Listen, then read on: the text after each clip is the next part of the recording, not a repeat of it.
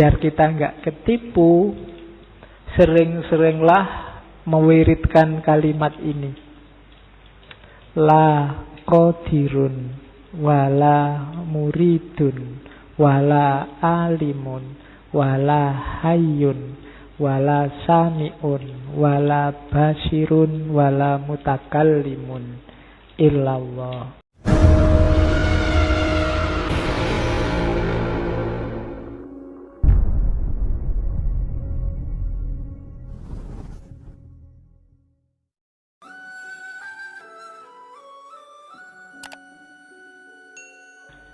Sebelum masuk ke dunia tasawuf, ada tahapan mengenali diri. Ini nanti di Kanzul Ma'rifah. Itu yang saya bilang tadi, masih ada bau-bau wujudiyah. Syekh Muhammad Arsyad termasuk bisa menerima teori Nur Muhammad. Saya tidak akan mengulang karena panjang penjelasannya. Silahkan direview, diulang lagi di Ibnu Arabi.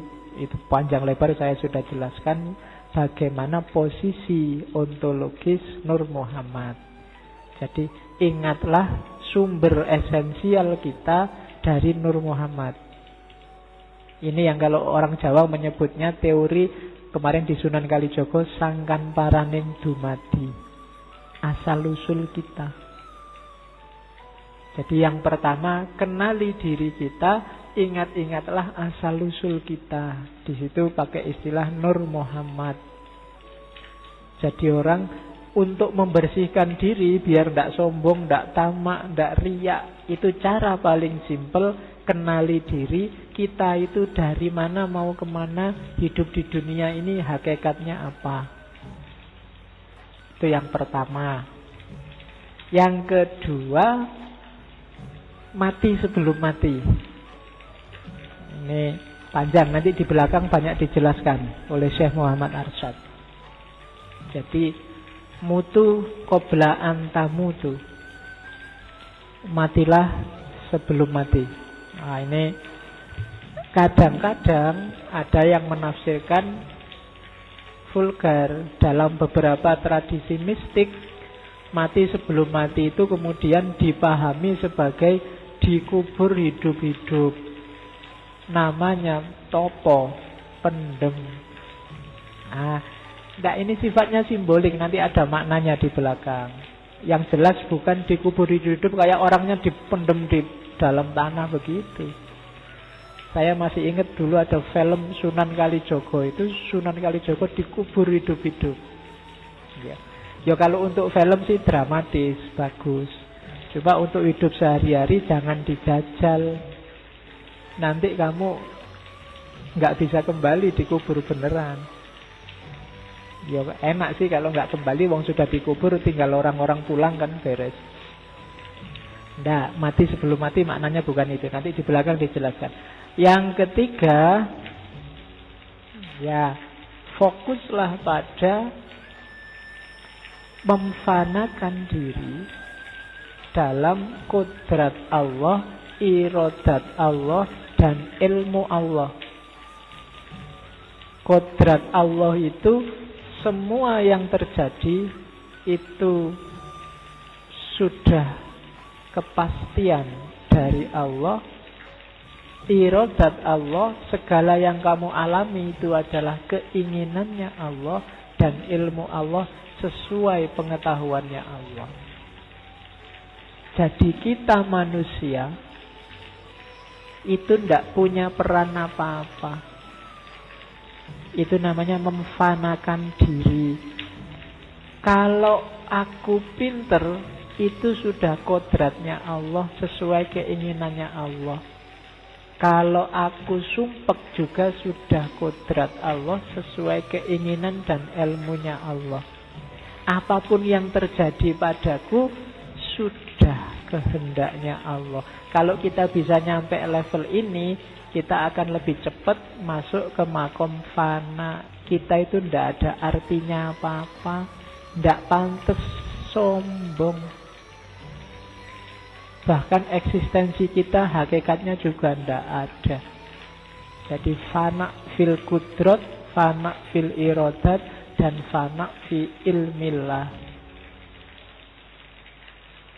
Jadi latihan dalam dunia sufi itu, pertama wawasan kita tentang sangkan paraning dumadi yang basisnya adalah Nur Muhammad. Kemudian melatih jiwa untuk bisa mati sebelum mati beneran. Dan yang ketiga, memfanakan diri, mengekang hawa nafsu, mengekang segala hasrat, keinginan, dan qanaah bahwa segala yang terjadi itu skenarionya Allah.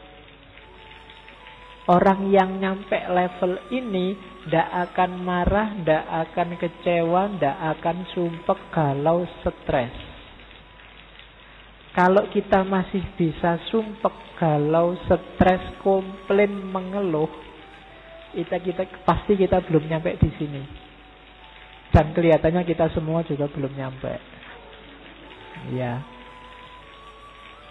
Jadi kita usahakan, tapi ya, meskipun hari ini saya bilang tadi, kita hidup di sekeliling orang-orang yang tiap hari marah, tiap hari komplain, tiap hari mengeluh, tiap hari tidak terima sama yang terjadi.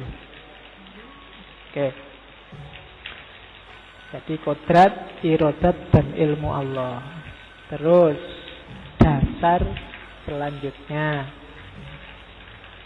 Terus di dunia tasawuf, katanya Syekh Muhammad Arsyad, jangan lupa pagernya, biar tidak salah jalan.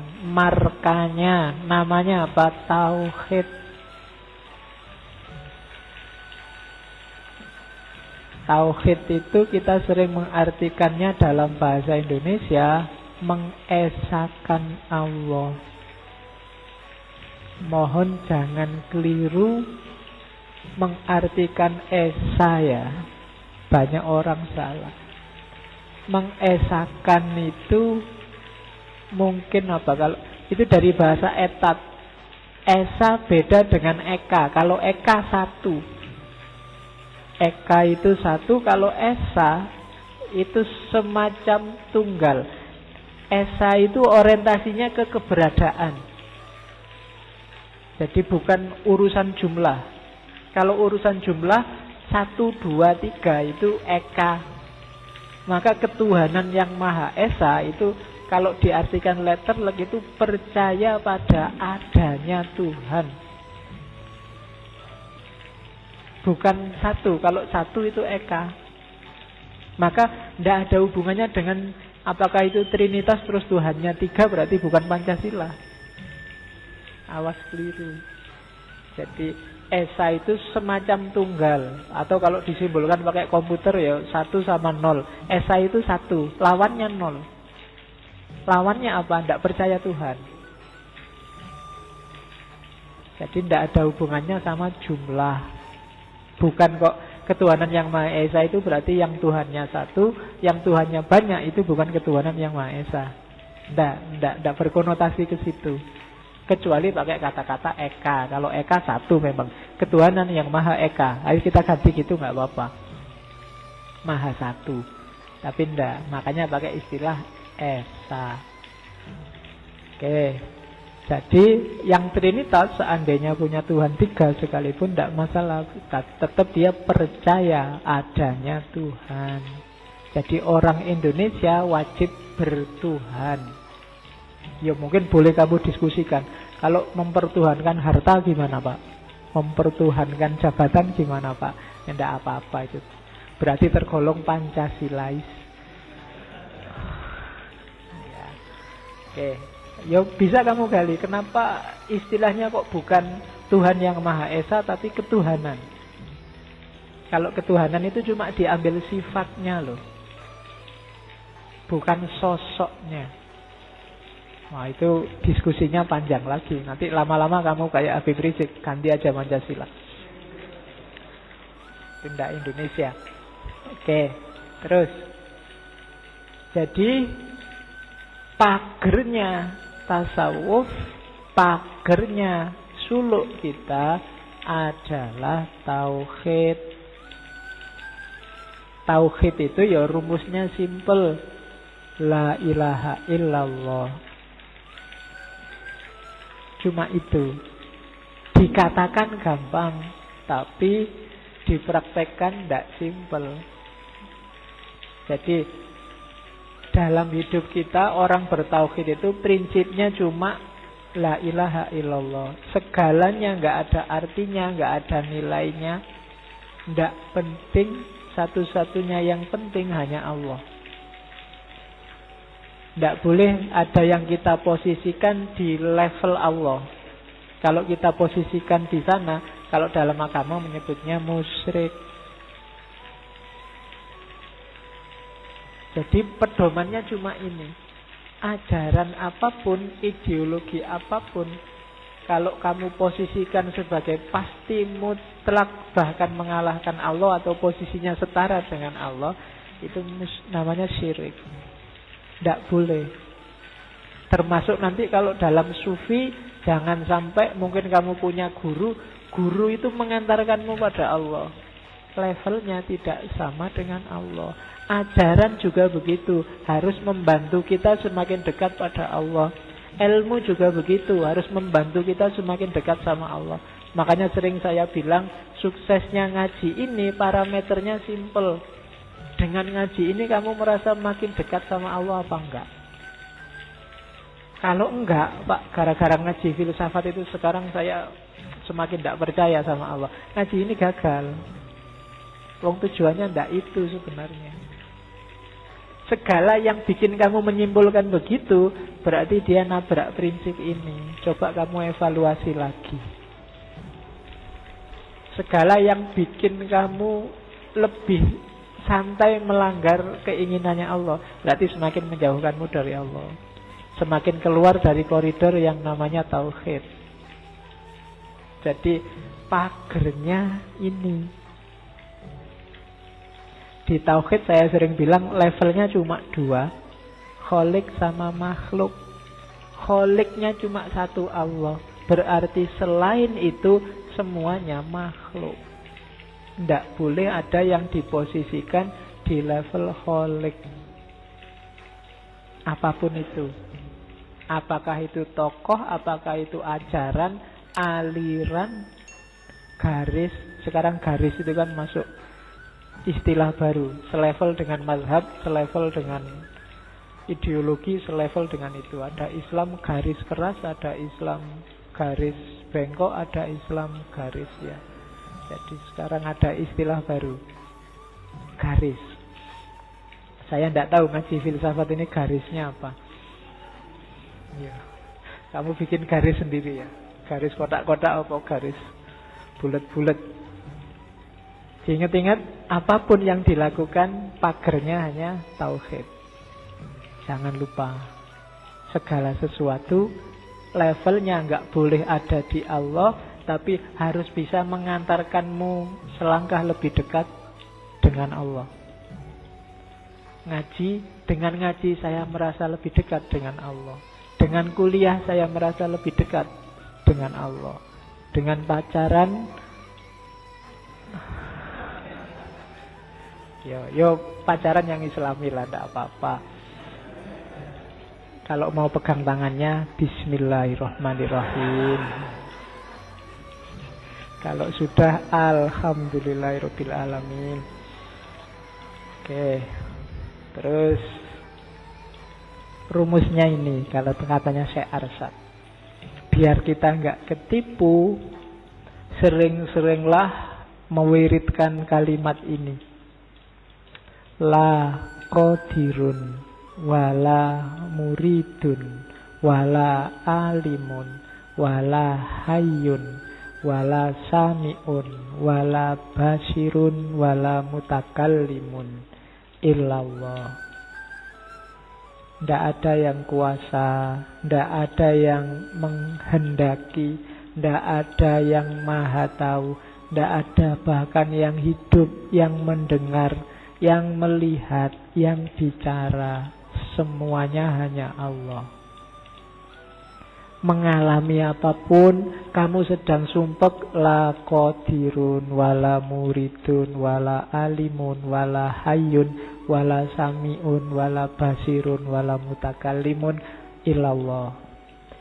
Barcelona kalah, la qadirun wala muridun wala alimun, kan gitu. Apapun yang kamu temui gitu. IP-mu jeblok, kabeh bijine, la qadirun wala muridun wala alimun, dan seterusnya. Loh, hidupmu akan lebih tenang. Segalanya dari Allah dan akan kembali ke Allah. Tidak ada yang maha kuasa selain Allah. Tidak ada yang bisa mewujudkan keinginan selain keinginannya Allah. Tidak ada yang tahu, maha tahu selain Allah. Bahkan kehidupan ini miliknya Allah. Pendengaran ini miliknya Allah. Penglihatan dan kata-kata ini semua miliknya Allah. Illallah. Hidupmu tentram. Ditolak pacarmu, la qadirun wala muridun, itu haknya Allah. Manusia bisa berencana, ya Tuhan yang menentukan, kan gitu, lebih nyaman. Ya sekarang banyak dipelesetkan, manusia berencana, saldo juga yang menentukan. Duitmu piro. Oke, terus. Jadi ini semacam mantranya. Ingat-ingatlah kalimat ini, syukur-syukur kamu hafal. Untuk lebih hidupmu tenang, tidak gampang panik, tidak gampang galau, sering-sering diucapkan. Berhadapan dengan fenomena hidup yang tidak jelas hari ini, ingat-ingatlah apapun yang terjadi, la qadirun wala muridun wala alimun wala hayyun wala samiun wala basirun wala mutakallimun.